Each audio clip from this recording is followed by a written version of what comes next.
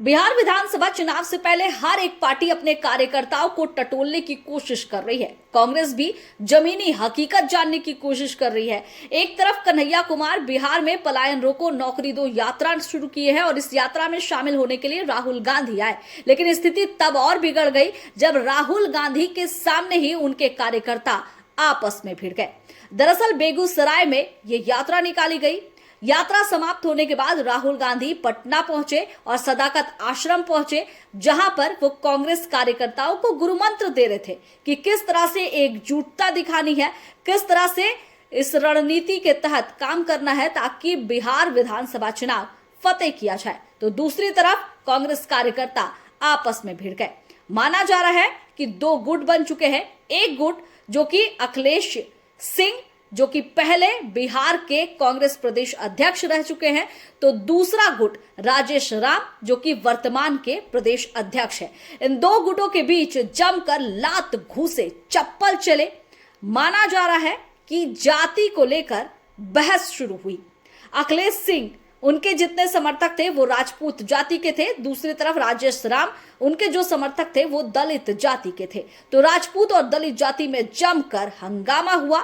एक दूसरे को जाति सूचक अपशब्द कहे गए और इसके बाद ही हंगामा शुरू हो गया। राहुल गांधी इसी को लेकर भाषण दे रहे थे, एकजुटता का संदेश दे रहे थे, लेकिन दूसरी तरफ उनके कार्यकर्ता उनके भाषण को नजरअंदाज करके जाति में बंटते दिखे। अब ये जाति का बंटना क्या बिहार के विधानसभा चुनाव में मुसीबत की घड़ी तो नहीं बनेगा? और जैसे ही मारपीट शुरू होती है, 20 मिनट में ही राहुल गांधी अपना भाषण खत्म करते हैं और दिल्ली के लिए रवाना हो जाते हैं। लेकिन बिहार के लिए आज का दिन जो महत्वपूर्ण होने वाला था वो वायरल हो गया, सिर्फ कांग्रेस कार्यकर्ताओं की मारपीट की वजह से। अब बीजेपी को भी मौका मिल गया। बीजेपी कह रही है कि कांग्रेस कार्यकर्ताओं में किस तरह से फूट है उसकी तस्वीर जग जाहिर हो गई। इतना ही नहीं, बीजेपी की तरफ से कई बयान भी दिए गए। बीजेपी नेताओं ने कहा है कि विवाद और राहुल गांधी का चोली दामन का साथ रहा है। राहुल गांधी जहां भी जाते हैं विवाद होना तो तय है।